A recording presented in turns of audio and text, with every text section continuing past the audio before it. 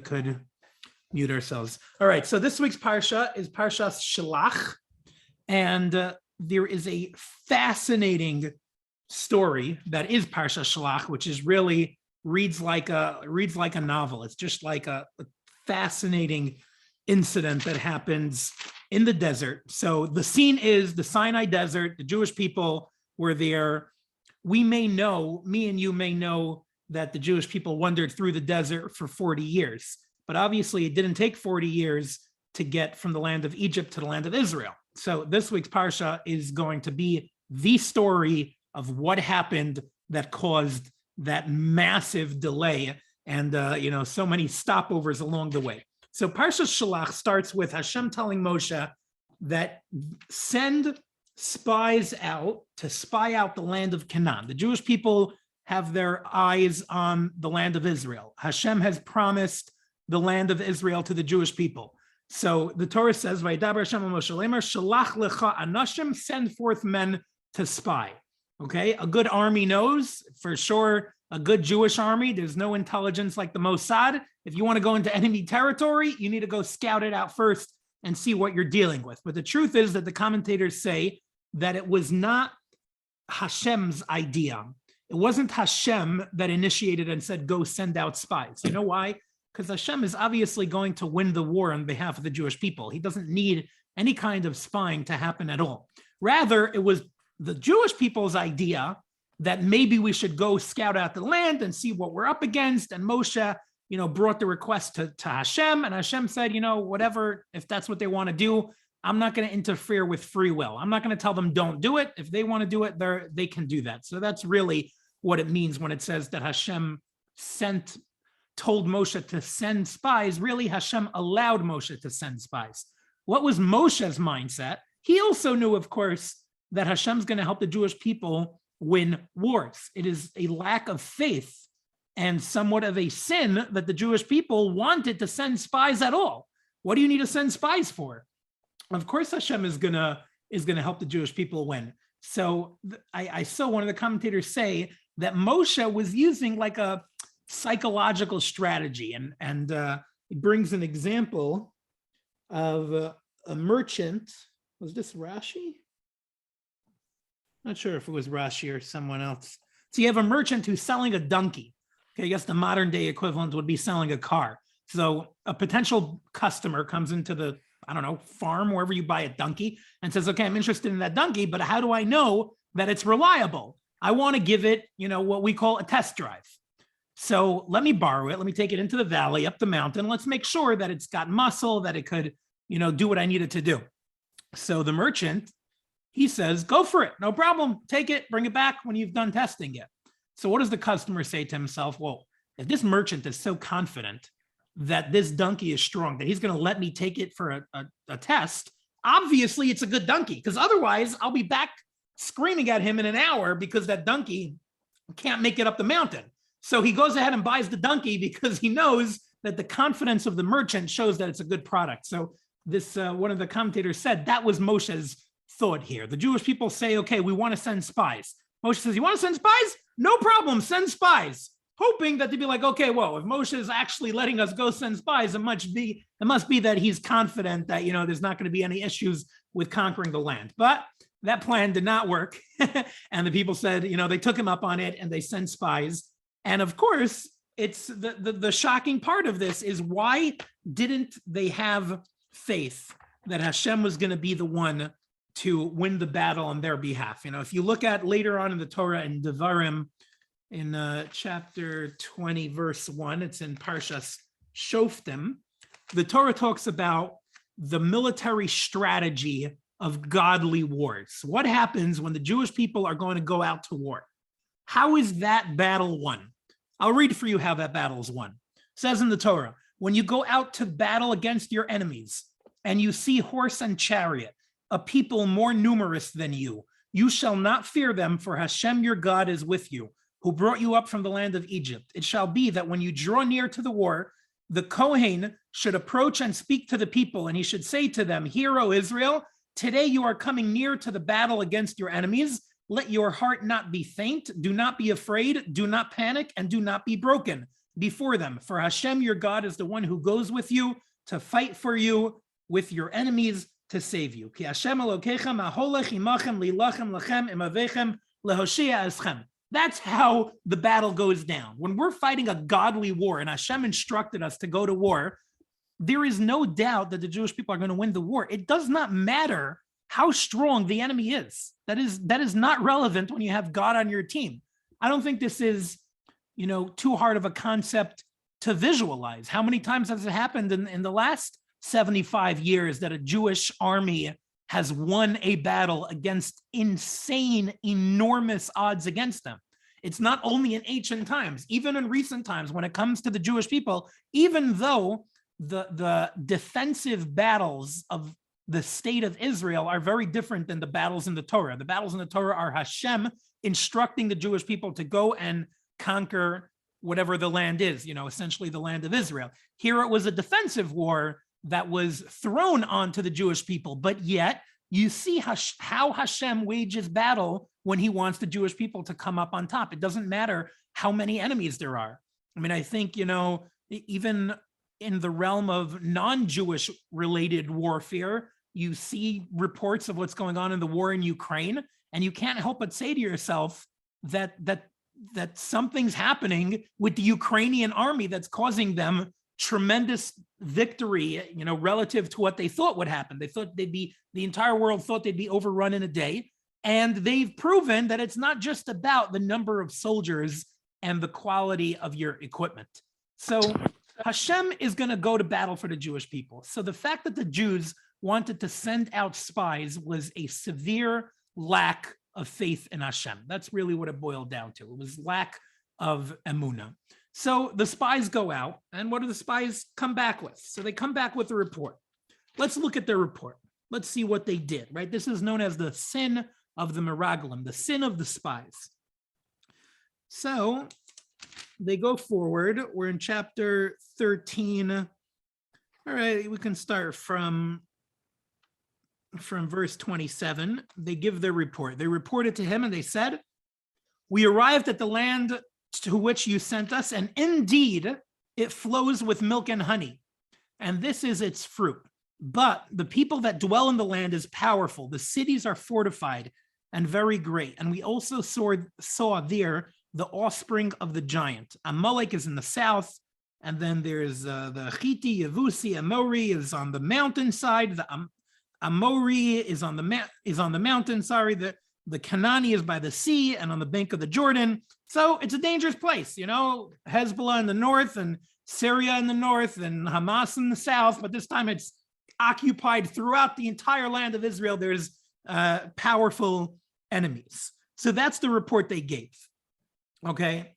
Now, what was so bad at their report? Really, the first question we should ask, was their report inaccurate? Were they lying? Did they come back with a false report that they gave over? That, of course, would be a terrible sin, to make something up. But the answer is no. They reported what they saw. Okay, this is their truth. This is what they witnessed with their eyes. This is what they saw. They actually also said some good about the land, right? They said, yes, it does indeed flow with milk and honey, but it's well fortified. The people who are there are very powerful. So what was wrong with what they said? They said the truth. Imagine an army goes out to spy on a land, okay?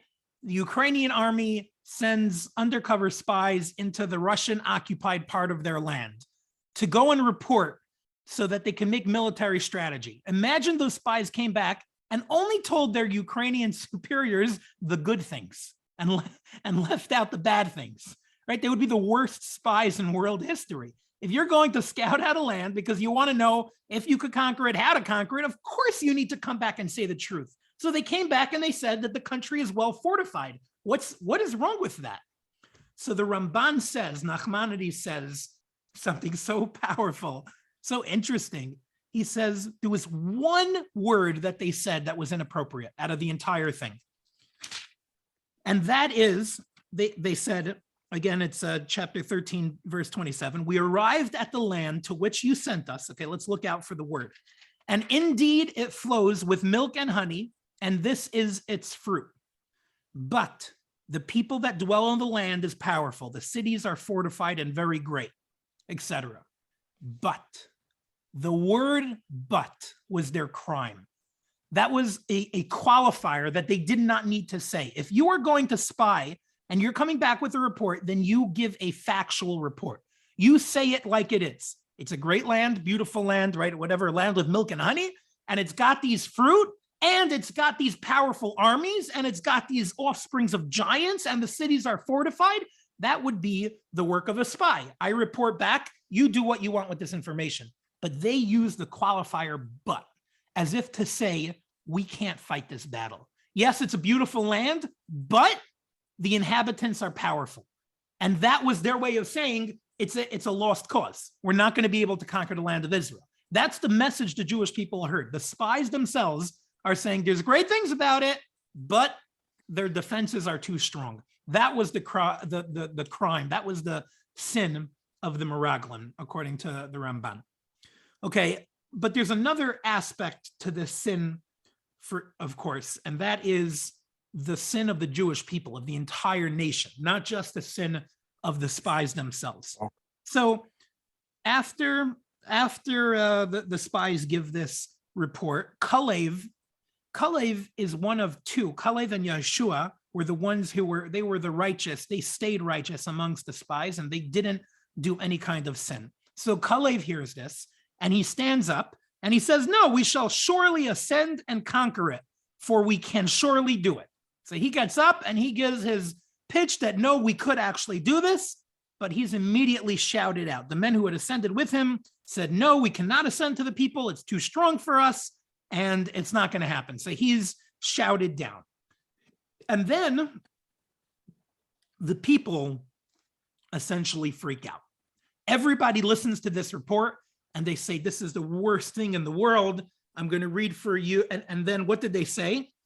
Here, I'll read for you from the Torah. How about that? So chapter 14, verse 1, the entire assembly raised up and issued its voice. The people wept that night. All of the children of Israel murmured against Moses and Aaron, and the entire assembly said to them, if only we had died in the land of Egypt, or if only we had died in this wilderness. Why is Hashem bringing us to this land to die by the sword? Our wives and young children will be taken captive. Is it not better for us to return to Egypt? And then they went so far to say, so then they said to one another, let us appoint a leader and let us return to Egypt. So they took this really seriously. They were devastated by this. They said, that's it. All hope is gone. There is no chance. If we fight this war, we're going to be wiped out. We're going to be completely wiped out. There is no way we're going to be able to do this, to the extent that they were ready to replace Moshe and Aaron, find somebody else who's going to take them back into slavery in Egypt.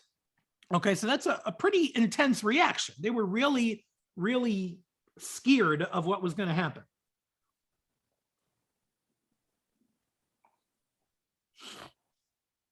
What's shocking to me is how it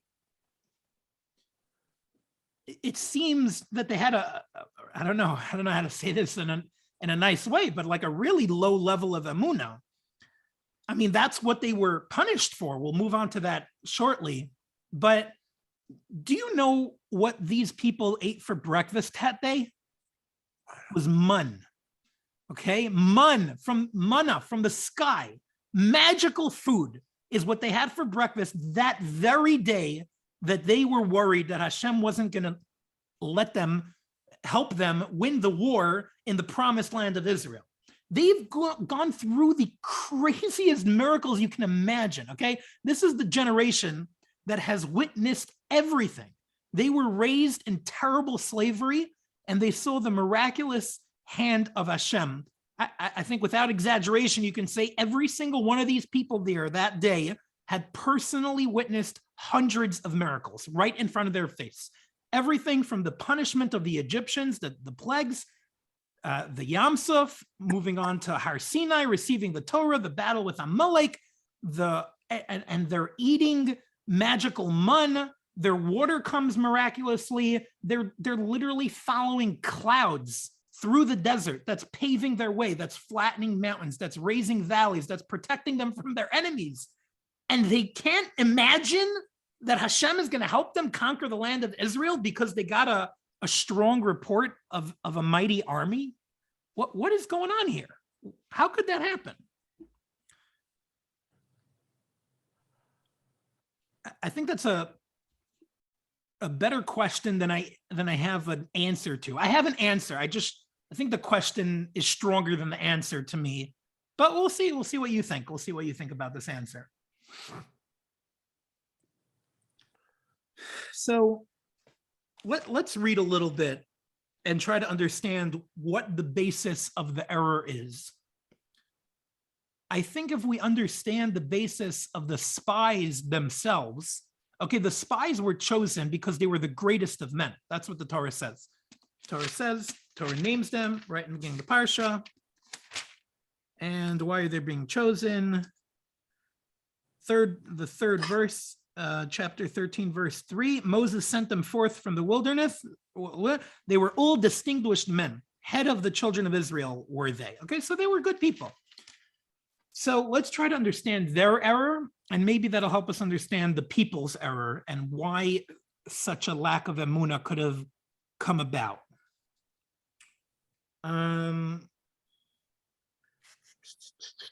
Okay, and then we'll see how much time we have. We'll move on to the punishment. Okay, awesome. So let's do this. So now I want to read for you a few lines here from the art scroll from the bottom of the stone edition over here. If you happen to have it, it's on page 805, but you don't need it. So what was the basis for the spies' error? The Jewish people, I'm going to read and then expand on that. The Jewish people were about to enter a new type of existence. In the wilderness, they had been surrounded by miracles, their food, their protection, even the freshness of their clothing. By the way, did you ever think of that? Okay, no dry cleaners, no washing machine, no dryer, 40 years in the desert. How would your clothes be handling? Okay, so I mean, the 40 years haven't passed yet, but it's definitely been a significant amount of time even until this point. So everything is a miracle. Upon their imminent entry into the land of Israel, all of this would change. They would be required to live natural lives, to live through plowing and planting and commerce, and their new mission would be to live this way without ever forgetting that it is God's blessing, not their own sweat and work, that assures success. Okay, so this is really challenging. These people are like a baby in their mother's hands, okay? The Jewish people are being cradled.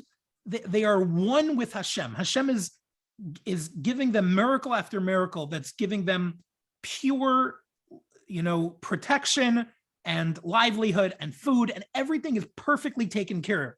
And now they need to go on and start earning their livelihood by themselves. They need to start defending themselves by themselves. They need to build houses. They want to, everything. They need to conquer a land. They need to fight a war. They need to start planting and dealing with crop and farming and animals and commerce and whatever. So this, and the point of their new mission would be to remember Hashem even when it's not so obvious that he's here. Okay, I think we all have that mission, in a little way to some extent. Sometimes you feel the hand of Hashem in a very strong way. Sometimes you might feel very close to Hashem, and other times you don't. So in essence, part of our job also is to take that feeling you have when you're feeling inspired and try to live it and see Hashem's presence even when you're not feeling so inspired. All right, so this is going to be their new mission. Their entire existence is about to change. Furthermore, the spies understood that Israel would have to conquer the land through natural means. Okay, the cloud of glory is not going to level the land of Israel and kill all their enemies. So there's going to be normal, traditional warfare that's going to have to go into this. So imagine how terrified they were at the thought of this. They have no experience in any of this, okay? They've never baked a loaf of bread in their life, except that one attempt when they left Egypt and it was matzah, okay? They're matzah bakers. They have no experience farming, settling a land, developing a land, conquering a land. This is not their expertise. Everything's been taken care of. So now they're freaking out. Now they're like, how in the world are we supposed to do this? So the error in their thinking was that they would need to be strong and capable in order to be able to pull this off. In order to fight such a battle and conquer such a country, they would have to be, tough, experienced people, for sure in warfare. That was their mistake. Their mistake was they should not have considered these logical considerations. You know why? Because Hashem helps through natural means as well. Hashem helps even when we don't see him helping, even when we are using our own effort and our own sweat and we've got our own business. So say, okay, look, I don't get mun. When Hashem helps, the livelihood of the Jewish people, that was in the desert when the mun came down. But I am building my own business. I have my own job. I'm the one who brings in my livelihood. So they couldn't imagine how they're going to take that next step forward. They just simply didn't have the experience that they needed to do that. So that's why they felt so helpless. That was the spies' mistake. And that's why they reported, that's why they used that qualifier. That's why they were worried of how are they going to conquer the land. They knew that Hashem is taking care of them in the desert, but they also knew that this next step involves coming out of that protective shell and fighting a battle on their own. They failed to realize that even when we're totally in line with nature, Hashem helps with that as well, even though they couldn't see that kind of salvation. Bonnie, you have a question? You're muted. You're muted, Bonnie. You have to unmute yourself. Okay. Sorry. How would they know that? I mean, why would they think how would they know the clouds of glory won't be there for them? I mean, why would they? I mean, all their experience, they left Mitzrayim. Moshe led them out, but it was Hashem. I mean, why would they come to that conclusion? That it would not be as successful as everything else that had just transpired? Right. So what was about to happen different is that they understood that they would need to fight the battle. In the past, they have not, overall, they were not the ones fighting the battle. So Hashem brought the plagues, for example, on the Egyptians, and Hashem split the sea, and Hashem gave them all the miracles. But now, even, in the last couple of weeks, Parsha, we were doing a census that was a military census. That was for the purpose of seeing how many able-bodied men of military draft age there were. So they understood that there's going to be a good old-fashioned war happening in order to conquer the land of Israel. I agree with you. They should never have doubted that Hashem could make them win that war. But this is about to get a lot more hands-on than it's ever been. That's for sure. Now they're going to have to pick up the sword. Now they're going to have to go. And this is not something they had it easy with the plagues. They literally sat easy while Hashem fought the Egyptians. So the point you did make was, why did all of a sudden their emunah, or Yeah, no, that's a strong point. I mean,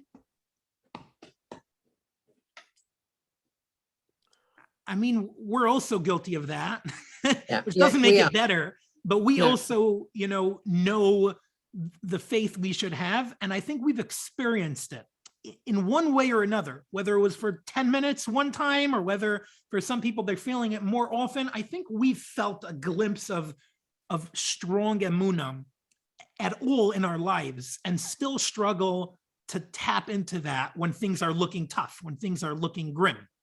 So I want to share another angle on this that I think helps to understand this same point. Okay, so Kalev, he's the hero. Everybody, all the other spies, they get up and they say, essentially a bad report about the land of Israel. And now Kalev gets up and he's going to give his big motivational speech. Okay, so what is he going to say?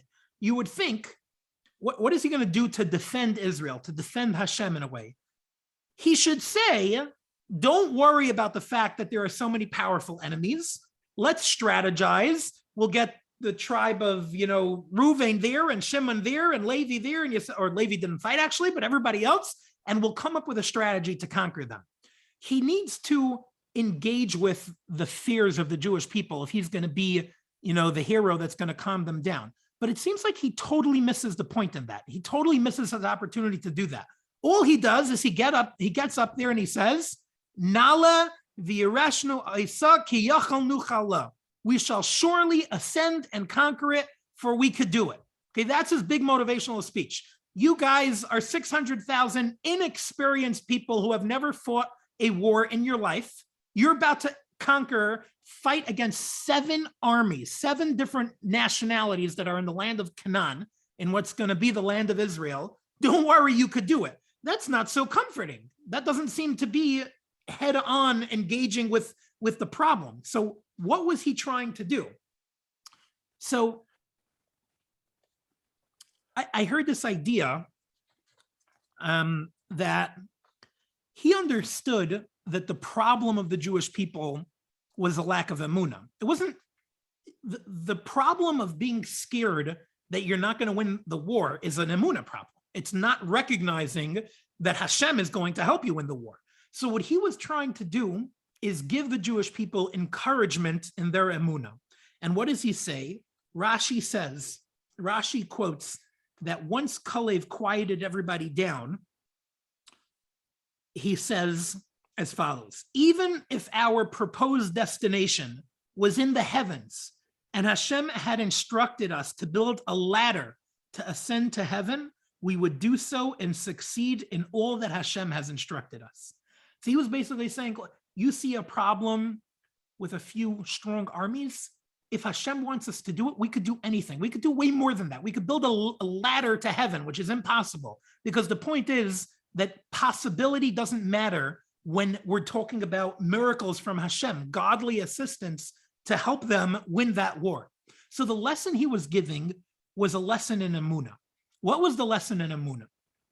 What is traditional emunah? Or really, I guess in this context, it's the lower level of emunah. A lower level of emunah, which is still in my highly impressive and significant and worthwhile, is to recognize that Hashem can solve your problem because you know that there are various ways with which he could do that. If you have a financial crisis, you can envision how Hashem could help you. Okay, if you work, Hashem could give you a raise. Your business could go bigger and expand. If you don't work, Hashem could help you get a job. You could win the lottery. Your grandparent could die and leave you an inheritance. There's a lot of things that could happen. So we could pray to Hashem. We could have emunah in Hashem and say, Hashem, I'm having this belief that you're going to get me through this. We could daven for it because we can envision probably multiple different paths to get to where we want to go. But that is only the lower level of emunah.